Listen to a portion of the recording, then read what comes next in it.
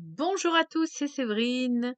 Bienvenue sur Trouver la paix et la joie. Tout d'abord, je vous souhaite une belle et sainte année 2025. Une très belle fête de l'Épiphanie, c'était hier, mais vous savez que les fêtes poursuivent souvent leur effet spirituel au-delà du jour. Alors aujourd'hui, nous allons essayer de voir comment bénir cette année 2025. Voilà, l'année 2024 s'est passée, je ne sais pas comment pour vous. Bon, moi, ça a été une année très éprouvante. J'ai eu beaucoup d'épreuves, mais j'ai aussi beaucoup de moments de grâce et de joie. Donc, il faut savoir le reconnaître. Et je vous invite, si ce n'est pas déjà fait, à aller consulter mes posts dans l'onglet communauté sur ma chaîne YouTube, car vous allez trouver une très belle prière de gratitude.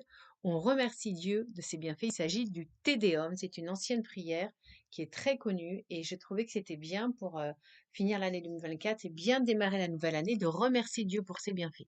Donc, une des façons peut-être de bénir l'année 2025, c'est déjà dans un premier temps de remercier Dieu pour tous les bienfaits qu'il nous accorde au quotidien et dont nous n'avons souvent absolument pas conscience parce que pour des tas de raisons, soit parce que nous avons quelque part quelques œillères, soit parce que nous sommes pris dans nos soucis, soit parce que nous avons des problèmes qui sont tellement forts que nous ne voyons plus les beautés qu'il y a dans notre vie. Et voilà, moi j'aimerais en cette année 2025 vous inviter, frères et sœurs, à faire la liste de tout ce que Dieu vous donne au quotidien. Et voilà, je pense qu'on peut tous être d'accord pour dire qu'on a la chance d'avoir un toit au-dessus de notre tête. Ce n'est pas le cas malheureusement de nombreuses personnes, de pouvoir manger à notre faim, d'avoir de l'eau potable. On ouvre un robinet, on a de l'eau, de pouvoir prendre une bonne douche. Donc voilà, ce sont des choses qui nous paraissent élémentaires, mais qui ne sont pas du tout euh, des biens automatiques pour vraiment des millions de gens de par le monde. Donc déjà, remercions Dieu d'être nés finalement au bon endroit, dans un pays où nous avons accès à ses besoins élémentaires. Donc ça, la gratitude me paraît être une bonne chose. Et puis, je pense aussi que pour attirer les bénédictions de Dieu sur notre vie, il faut vraiment donner sa vie à Dieu.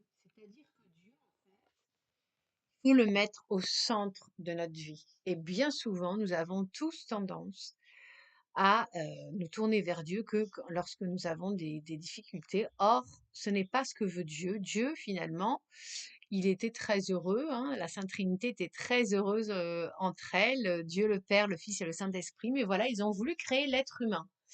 Et ils n'avaient pas besoin de nous pour être heureux, mais ils avaient envie de partager cet amour qu'ils avaient entre eux.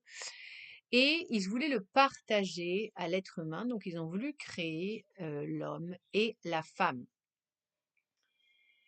Et ce que Dieu attend de nous, c'est ça le Dieu des chrétiens, c'est une relation sincère, régulière avec nous. Voilà, parce qu'il faut bien comprendre que même si nous sommes des milliards sur Terre, Dieu étant Dieu, il a des pouvoirs que nous ne pouvons même pas concevoir. Donc oui, Dieu attend d'avoir une relation avec chacun d'entre nous. Et là, j'insiste parce que certaines personnes pourraient se dire que finalement, Dieu ne s'intéresse pas vraiment à nous, qu'il s'intéresse à certains êtres qui ont voilà des dons spirituels particuliers. Et en fait, déjà, nous avons tous des dons spirituels. Bah, ça fera peut-être l'objet d'un autre podcast, mais même si nous avons l'air d'être des personnes plus modestes et ordinaires que d'autres, eh bien, Dieu nous aime en fait, parce que nous sommes ses créatures. Il nous aime juste parce qu'il nous a créés. Et c'est parce qu'il nous a créés qu'il nous aime. Vous voyez ce que je veux dire? Donc c'est très important de se demander, est-ce que nous avons conscience de ça?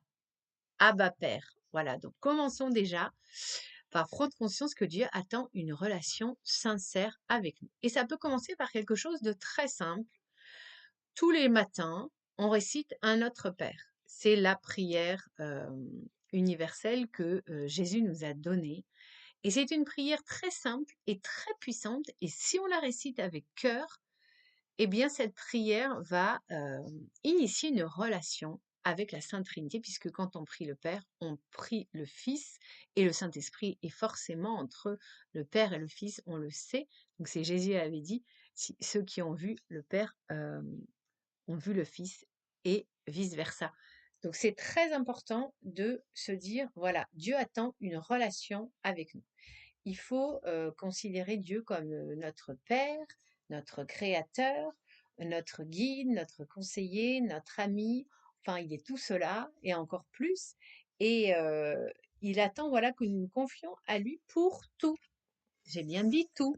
C'est-à-dire que nous lui confions nos projets, nos peurs, nos soucis, nos joies, que nous lui confions notre famille, notre travail, tous. En fait, il veut qu'on lui confie tout. Et je pense qu'à partir du moment où on sera dans cette relation de confiance en Dieu, cette relation d'abandon, eh bien, Dieu va pouvoir tout simplement agir en nous parce que Dieu ne va jamais agir en nous contre notre volonté puisque c'est une relation qui est fondée sur la liberté.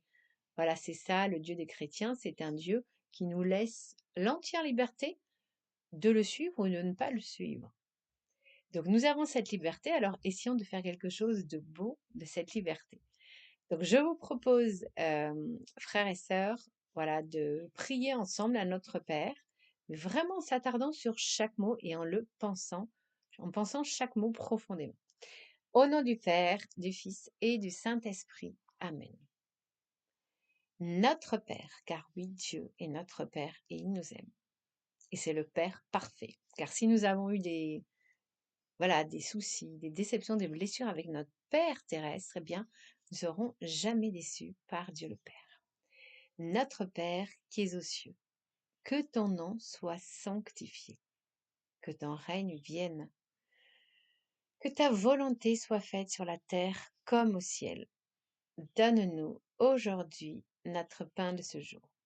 Pardonne-nous nos offenses comme nous pardonnons aussi à ceux qui nous ont offensés et ne nous laisse pas entrer en tentation. Tentation de découragement, tentation de peur, d'inquiétude, tentation de rejet, de céder à je ne sais quelle tendance mauvaise, à je ne sais quelle addiction, à je ne sais quelle mauvaise influence. Ne nous laisse pas, Père, nous t'en supplions, entrer en tentation, mais délivre-nous du mal. Amen. C'est une prière très puissante, c'est la prière en or, comme avait dit Jésus à Maria Valtorta. Donc je vous invite, frères et sœurs, à la prier le matin et le soir avant de dormir. C'est déjà le minimum spirituel à faire. Voilà, j'espère que ce podcast vous aura stimulé pour démarrer l'année 2025 vraiment différemment des autres années. Et cette semaine, voilà, on va creuser un peu plus le sujet, comment, voilà, attirer les bénédictions du ciel sur notre vie.